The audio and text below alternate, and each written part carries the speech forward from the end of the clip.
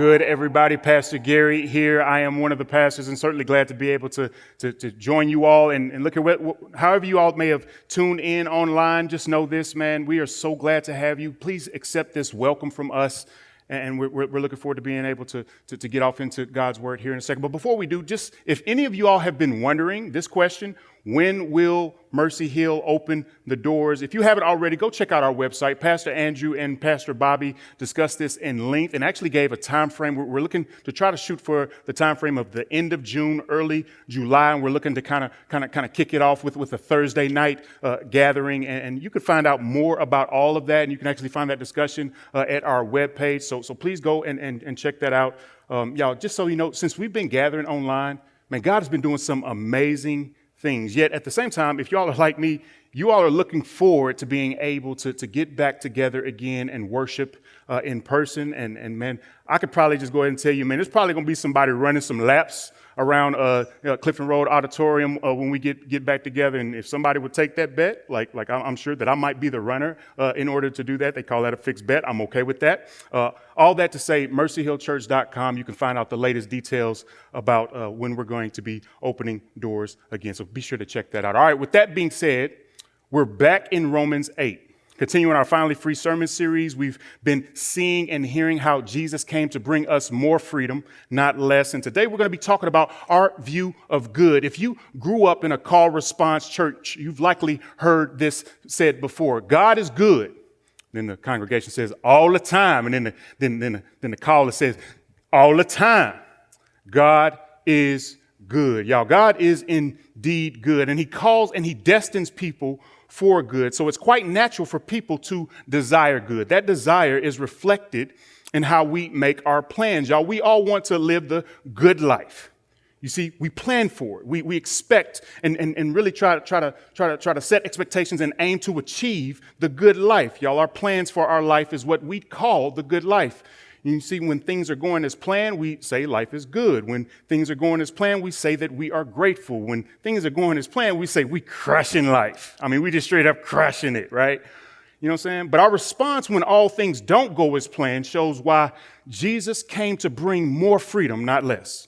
You see, our passage today includes what I would refer to as a top 10 life verse, y'all. It's likely we've at least heard a phrase from it. All things work together for good. We've likely actually seen this perhaps slapped on a coffee mug before. Maybe we know this promise by heart, but we might actually have learned or known this verse for all the wrong reasons. You see, it's one of those verses that gets stripped from its context and stamped on a coffee mug like so many of the meaningful ones do. I think of it's kind of in the category of Jeremiah 29:11, very powerful verse. And God actually said to his people Israel in that verse, "For I know the plans I have for you." And then he goes off to just say a whole bunch of things. Coffee mugs have been slapped with those. People have tatted that on their bodies before, y'all. Straight up, like that has happened. And they put all of the good life comments and statements of that on there, but they leave off the fact that verse also actually indicated that plan included them going into exile. They left that part off. They didn't get that tatted on their body, and that ain't on the coffee mugs. You see, that part got left off. Our response when all things don't go as we plan shows that our view of good makes flawed assumptions, y'all. We tend to do at least a couple of things. That we tend to think that we know and we determine what's good for us. We also tend to assume that what's good for us can't come through hard things. They can't come through bad things, maybe even unknown or mundane things. We tend to assume that can't necessarily happen, or at least we act like it. See, today's text assures us that Jesus came to free us from just stamping our own determination of what's good and or excluding it from the hard things, the bad, the tough things, the challenging things. Y'all, although we may try, y'all, we weren't made to make our own plans to get God to stamp them as good. That wasn't what we were created for. You see, we were made to live knowing that God's plan for good is definitely better than our own. Our responses show we don't know or tend to forget this, especially when all things don't go as we've planned. We then react to our lives like we react to businesses, institutions, or service providers, y'all. We react like consumers instead of Christians. We act like customers and not children of God. What do I mean by that? I mean, we want a guaranteed outcome of our expectations. I mean, we want a warranty if things don't work out as planned. We want a discount if our terms aren't met. Y'all, we just want burgers to look like they do in the pictures. That's what we want. We need that.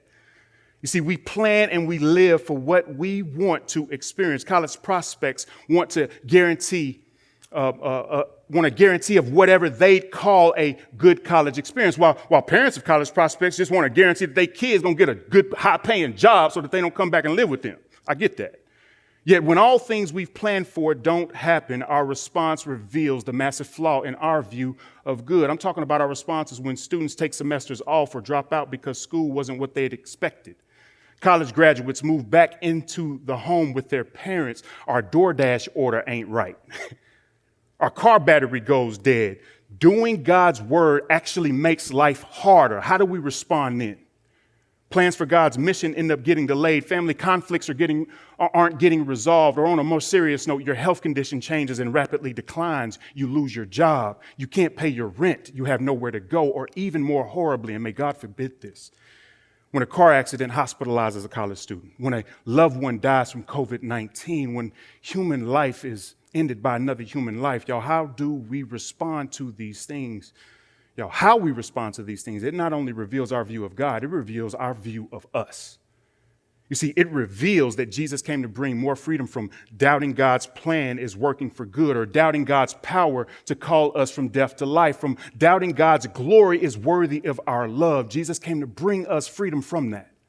You see, and this freedom that Jesus offers is received by genuinely and relentlessly knowing God and his good plan to make Christ-like people through all things, which basically sets up our big idea. God makes Christ-like people through all things.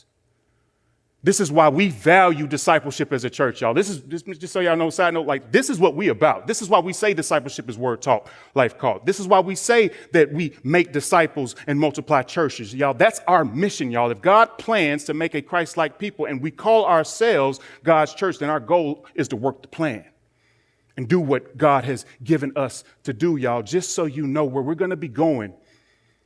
Let me kind of map that out for you. You could think 3 verses, 3 views, all right? Hopefully we're going to see God's plan in 3 ways. God's plan for you, God's plan for us, and God's plan for his glory. That's where we're going. And then I'm just going to kind of leave y'all with an application that's really just kind of like belief oriented. We're going to finish up right there. So with that being said, let's read this text.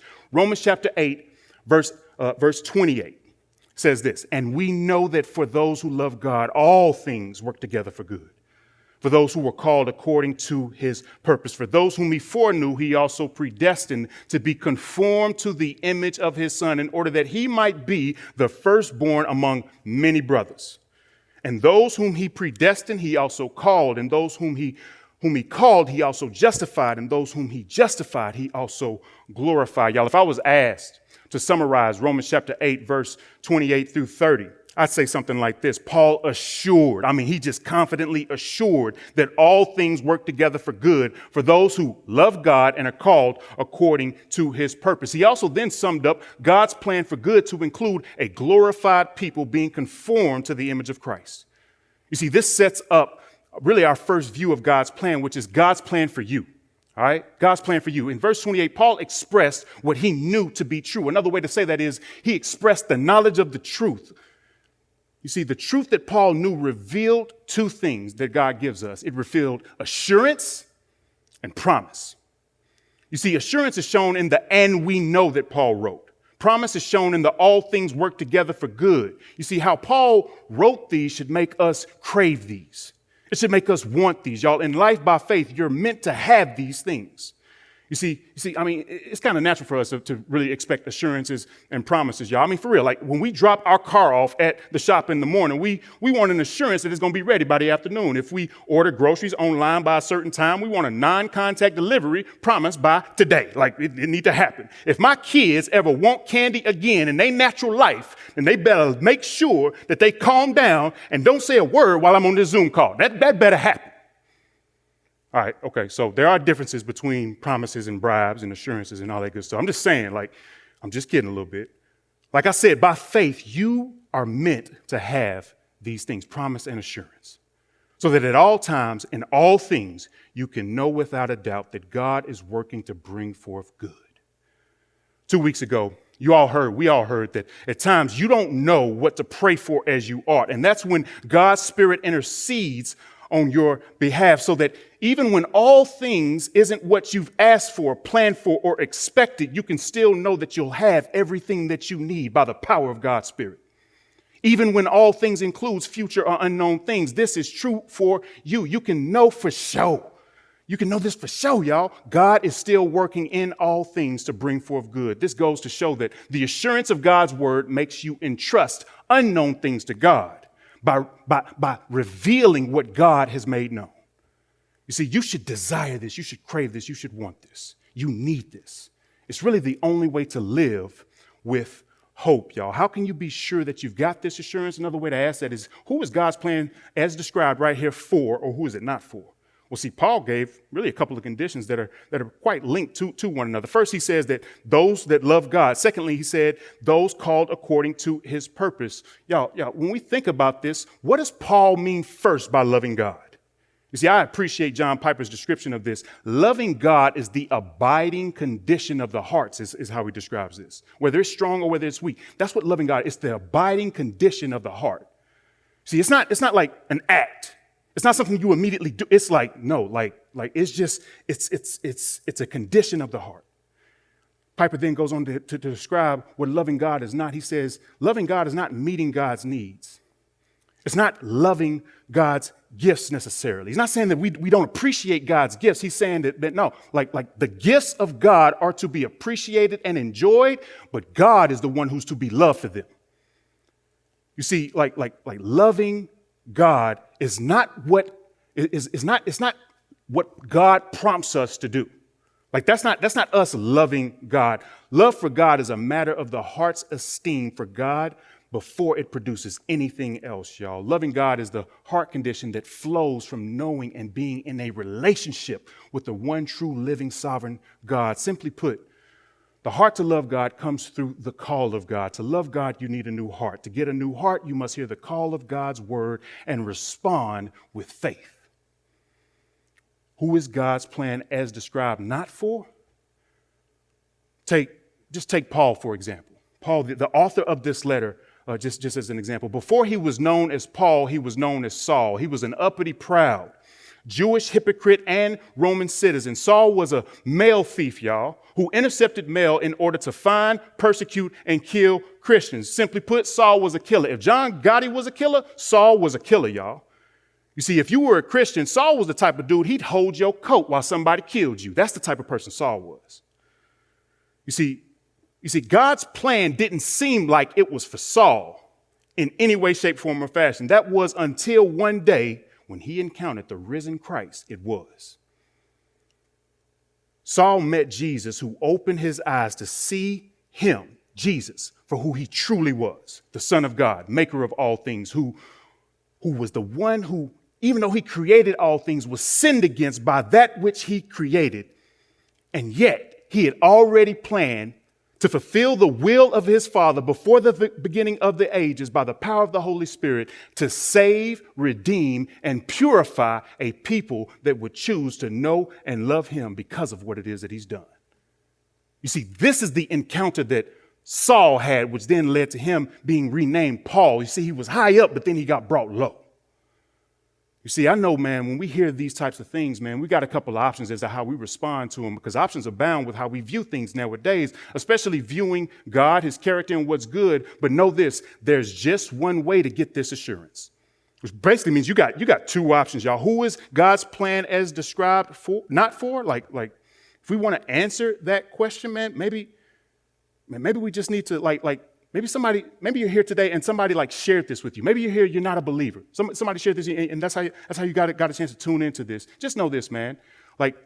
We'd love to talk with you more about responding to the call and by repenting and believing in the gospel. You may hear or believe that there are many options, but to get this assurance of God's word and live by his plan, you really got a couple of options. You can trust God in all things, or you can doubt God in all things. There's no middle ground here. You see, trusting God in all things is like having 20/20 vision and being able to see everything for what it is. But doubting God in all things is like wearing them. Y'all ever heard of them dizzy goggles? Them goggles that they put on you to basically kind of simulate when you done had too much to drink. That's kind of what doubting God is like. You see, and don't y'all be going to YouTube and trying to look up dizzy goggles, because it is kind of funny, but y'all can wait till later. I'm just going to put that out there right now. You see, the point is, man, that ain't the option. Doubting God is not the option that you should choose. You see, how you view the character of God and how you view the character of God, man, it's clear that you should trust him for who he says he is according to his word. Because look here, without God's assurance, you'll doubt God's goodness. And look here, doubting God once destines you to doubt God again. And doubting God is like a downward spiral. You see, it degrades, it devalues, it diminishes all things, y'all. Since the fall of humanity, this has been true. This is how and why Adam and Eve missed the mark and rebelled against God, the God that created them. Doubting God is choosing not to fully know him.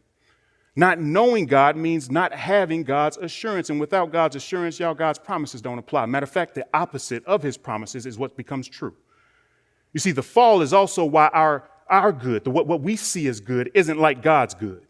You see, the fall destined humanity to view what God had assured Adam and Eve would lead to death as good. You see, what happened in the fall, what happened in Genesis chapter 3 was Satan came, Eve doubted, and Adam was with her husband, who was her husband and was with her. He doubted God just the same. Genesis chapter 3, verse 6 says that Eve saw that the tree was good. This is the same tree that God himself said, if the day you eat of it, you will surely die. He's basically saying, if you eat this, it's not good. She then chooses to see it as good. You see, you can't trust your own personal understanding of good because of this. You can't give or get assurance in and of yourself. As sinners apart from God, we can't know and see God as we should. This tends to make us stamp what we say is good, this type of tendency. But look here, y'all, this is not how we are to do. And it's very, very clear that we shouldn't just assume that what we think is good is good. I mean, kids and adults do this all the time with food, right? I mean, like, just keep on eating it because it's good. It tastes good. Like, we know good and well that if we keep eating all this good, sugary food, it's going to eventually hurt our stomachs. It's going to make our head hurt. We're going to start sweating. And it's going to be tough. It's going to be challenging. What do, though? We keep on eating it. We just keep on going on with it or whatever. You know, that's kind of, that's something kind of funny, kind of crazy. But what's crazy is that's the same reason why we think that removal of sin struggles in lieu of fighting sin is good. We think to ourselves, man, Lord God, just take it away. I don't want to deal with it anymore. When God is actually saying that, man, now what would be good is for you to see that I'm the God who's conforming you into the image of the warrior who fights and overcomes and destroys sin. That's what I'm aiming to do. This sin struggle is meant for your upbuilding. You see, it's the same reason why we tend to think comfort and convenience is good in lieu of suffering for Christ. You see, it's the same reason why we tend to seek worldly silver linings in lieu of God's good works, y'all. This speaks of our inability to mourn and lament effectively because we don't see good as God sees it. We don't even know how to effectively mourn. If you're uncertain of God's promise for good, you're certainly susceptible to the whirlwind of all things. You're destined to doubt God working in all things and you're on course for hopelessness in all things. God does not desire for you to be without hope. He wants you to know him and share in his plan, which gets us into point number, the next view we're going to look at. God's plan for us. God's plan for us, y'all, was straightforward. He had planned to send Jesus so that in all things we know God and his good purpose that he had planned for us. Knowing God in this way frees us from our struggle against doubt, and it produces hopelessness. Y'all, it produces like true hope, y'all. In all things, the struggle of doubt and hopelessness is just as present now as it was back when Paul wrote Romans chapter 8. You see, in all things, the issue of doubt and hopelessness is just as true as it was with Adam and Eve when they saw that tree and thought that it was good. That led to their hopelessness. That led to us having to experience and deal with hopelessness. The things that many of us are presently feeling and experiencing right now or enduring relates to what Paul meant when he referred to all things. You see, let's just think about it. How did you react when COVID-19 hit our community? When it descended upon our community, how did you react? Maybe you thought, oh, great. Here's another potential for negative impact on my life. It's going to change everything. Maybe you became more self-focused instead of God-focused. Maybe you lost sight of the distinction between what you influence and what you control. You see, the call of the gospel has gone out so that all who hear and respond with faith, y'all, that we would be able to know and experience the love of God and receive the heart of Jesus, the Son of God, the author, keeper, provider of the heart that purely flows from knowing and being in relationship with God, y'all. It's impossible to truly love God if you don't know him. You see, Paul later on wrote in chapter 10, he actually said that faith comes by hearing and hearing by the word of God. Hearing and believing hearing and believing God's call changes our heart to know and love God. God's plan, as described, is for us. If we've responded to the call of the gospel, y'all, this right here is basically making clear what his plan is for us. You see, when this happens, y'all, when we see this happen in people's lives, we celebrate it, y'all. And how do we celebrate? We celebrate it through baptisms. You see, one of the things that I've missed most is the fact that, man, since quarantine, we haven't been able to gather together and see where God has been working in the people's lives, and then they respond with baptism. But y'all, you best believe that because we know that baptism is a visible picture of a spiritual reality, we are looking forward, and we're already planning to actually baptize very soon. As soon as we most possibly can, y'all. But that's not all, y'all. According to verse 29, y'all, we don't just celebrate. It also responding to the call of God means that you've become part of many brothers. It means that you've become part of a family, a fellowship, a community who've been predestined by God to be conformed to the image of his son. Look here on that thing about predestined. There's a lot of debate about how predestination works itself out. What's not debatable is the fact that, man, God somehow saw forth and knew those whom he would save and call to himself. They were predestined is what the word says. And they were predestined for something particular, something that God would say is good, to be conformed to the image of his son. This idea of being conformed means being changed or transformed. It's both declarative and progressive, meaning it's both already right now and not yet later on. You see, through knowing Christ, we can live changed lives right now according to God's plan and purpose. Jesus came to bring more freedom by delivering us from the power of sin and death and raising us to live out the newness of life. Y'all, this leads to our hearts and our lives being changed to image and reflect Jesus' heart and life, y'all. As sinners, we know that we aren't Jesus. We aren't going to do this perfectly, y'all. Rather, we are going to do so faithfully through knowing him and depending upon his power more and more. Being changed to Christ's image is to be lived out through all things. It's to be lived out in community, y'all. It's very hard to face the hard things of all things in isolation. This is why God has called us into community. This is why we're so big about community groups, y'all. Look here, if you're hearing this word and wondering whether or not God's plan is for you, you can respond by believing that Jesus came to bring you freedom, by bringing you from death to life. Who is God's plan as described? For those who hear, believe Jesus, and know him. That's who it's for. Y'all, just as an aside, I mentioned something earlier, control and influence. That like over the past year or so in all things, I feel like God has really been making me to kind of know and do what Psalm 46 verse 10 says. It says, be still and know that he is God, y'all. And as a result, I've experienced a greater peace, even as many things in my life have been what I would just say is disturbed. You see, through that, I've been able to see and even appreciate that all things prove you're not in control of all things. I've been able to see that more clearly. Like God has been teaching me that. Like all things, everything that's going on in my life just basically proves I'm not in control of them. You see, and this has grown my trust in the God who knows all things. God has helped me to be able to better distinguish what I control versus what I influence. On influence, God's been teaching me that, whatever I don't control, whatever isn't me, man, I'm going to choose if or how I'm going to influence that. Whether it be a person, whether it be an initiative, whatever it may be, like whatever is not me, I don't control that, but I might have an opportunity to influence. As it seems, y'all, like this could be helpful. This could be. I'm hoping that I'm sharing this, and it is helpful to you, because right now, obviously, man, we living in some influential times, right? I mean, straight up, if your social media feed looks like mine right now, I'm telling you straight up, there are a whole lot of people who thinking straight up they are extremely influential. And look here, man, maybe they are. Maybe they are very, very influential. But look here, I speak this truth here in love because I love y'all. I care about y'all straight up. And I expect y'all to man, look here, if I had a wardrobe, hygiene, or even an extreme misunderstanding of my own social media influence problem, if I had that, I would expect y'all to tell me because y'all supposed to be loving me. You know what I'm saying? So look here, like I'm just saying, some of us may be influencing many things and many people. We may be doing that. Whether we are or whether we just think we are, man, that's for us to determine. That don't mean that our influence is working for good. And that's what we've really got to assess. Is our influence working for good? And if it's not, then man, you got to recognize God is giving you influence for a purpose. And he's calling you to really see, man, you've got a choice as to how and if you're going to influence someone. And if you do so, do it for good and make sure you're choosing wisely as to how you use that. Wisdom comes from hearing and doing God's word. But on control, God's been teaching me you really only control one, maybe two things, you and how you respond to all things. Yet, due to the futility of sin and the effect of fallenness, man, even the capacity to control yourself can fade away.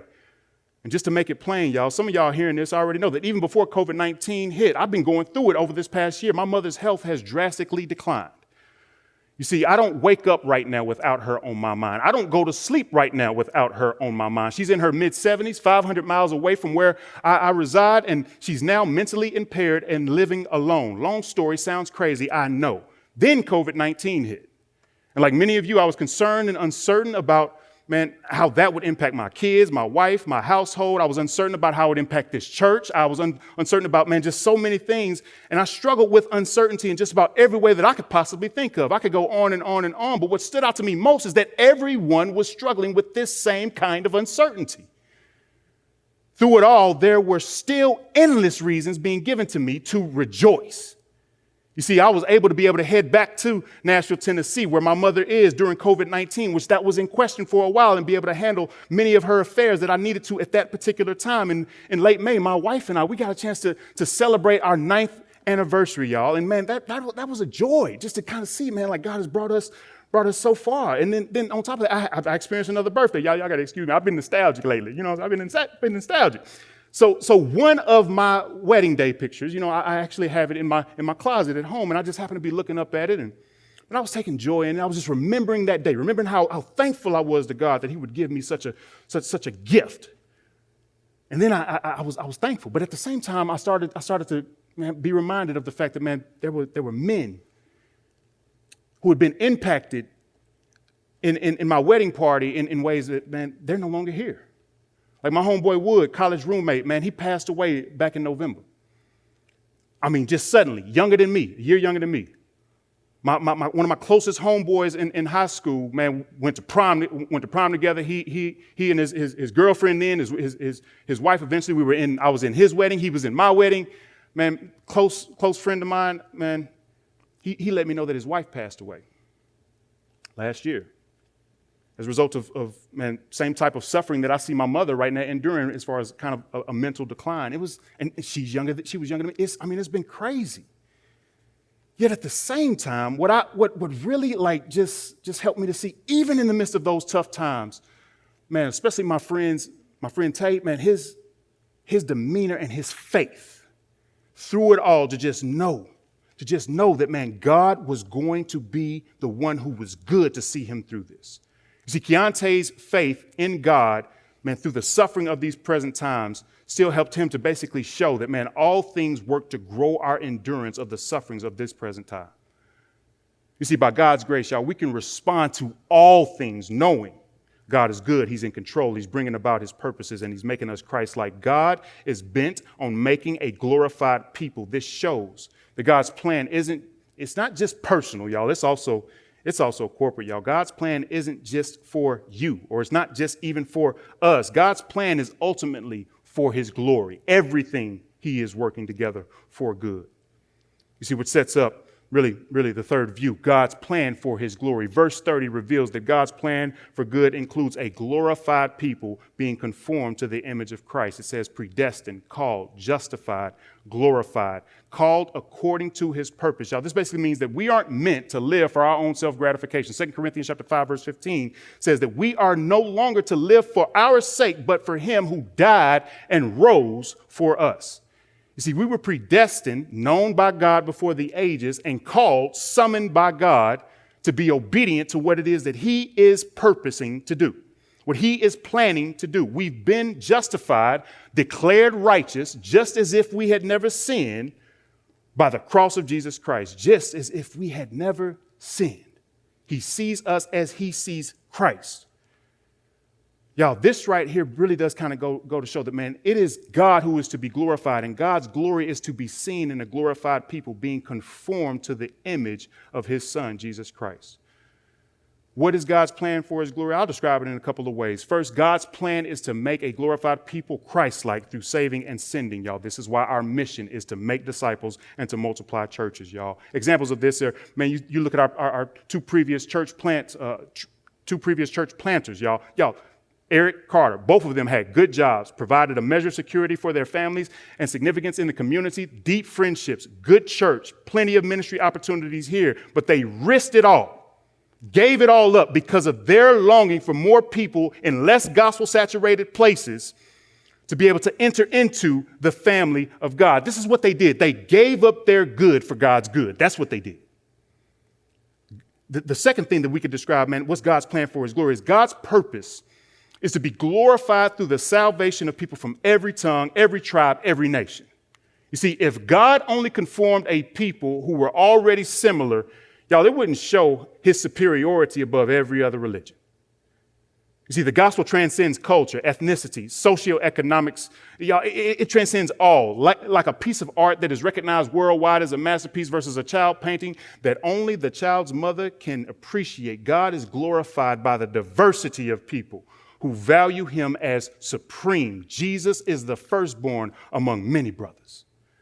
You see, this right here just kind of gives a glimpse of the plan of God. But look here, man, I want to wrap up with just, man, what we could say is application. But look here, man, this is really, man, in light of all of this, what do you need to believe? It's not necessarily what you need to do in this instance. We typically give, like action to what you should do in response to God's word. This right here is like, it's pretty much just saying like, man, what do you need to believe? Man, know this. Just know this. Know the God who makes Christ-like people.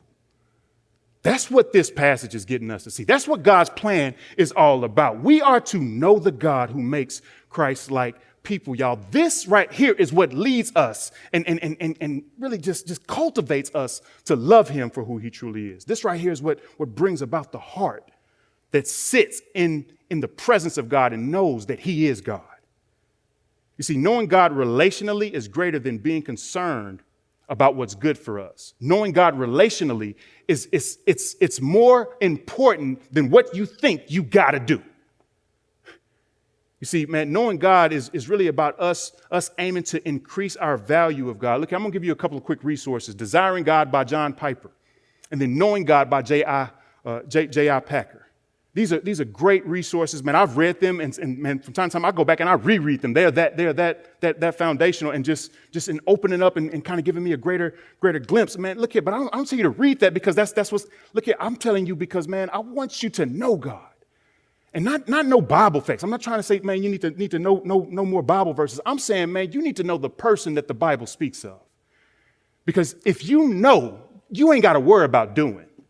You gonna do if you know. You understand what I'm saying? Like that's the reason why I'm saying, man, let's just focus on knowing the God who makes Christ-like people. And it also, man, it leads us to fix our view of God. Look, a resource on that is You Don't Get Your Own Personal Jesus by J.D. Greear. That's a really catchy title, isn't it? You don't get your own personal Jesus, and that's real. But it's a really good resource. I would encourage you to go check that out. It certainly can help you to see a better picture, get a better glimpse of who Jesus Christ is, y'all. Look here, man. God's glory is what we are meant to be about. Look, I just want to close with the story of Dr. Bill Wallace. Man, he's one who gave his life to see people reached in China. And I just think that the way that they described him just in this one small paragraph just kind of sums up, man, like this is what it means to image, to be conformed to the image of Jesus Christ. And this is what every single one of us is called to. Speaking of Dr. Wallace, it says this, people whom he was ministering to said this: I don't want to offend you, Miss Wright, but we Chinese are not used to seeing Americans or Europeans do things like Dr. Wallace is doing. See, we know the missionaries love us, but there's always a difference. You see, they lived their way and we lived ours, but Dr. Wallace didn't know about the difference, it seemed. You see, he was one of us. He accepted our portion, all of it. This man suffered for the sake of the gospel so that others might know who God is. This right here basically communicates to us that distinctions are not meant to define us. God is. We need to know who God is. Will you pray with me? Father in heaven, thank you for your son, Jesus. Lord, I pray and I ask, Lord, that you would help us to know you through looking and just seeing the glorious image of your son, Jesus. Lord, may we be grown through just sitting and learning what it means to truly, truly have a heart that just abides in your love. Lord, help us to grow in this. Help us to know you more and more. Help us to appreciate all things and that you are aiming to bring about good through them. Lord, I pray this for us. I pray this for your church. But Lord God, I pray this for your glory. In Jesus' name we pray. Amen.